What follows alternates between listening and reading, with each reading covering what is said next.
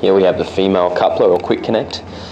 On one end it's got a female BSP thread, you can see on there, and the other end it has the female quick connector. You may use this as an instances where you have a male thread coming out, for instance on your receiver, or even using another male coupler to interface the two. Screw them together and you can have a quick connect either end. Maybe if you want to extend your hose, connect one end, maybe the other end into an air gun. Pull back to release.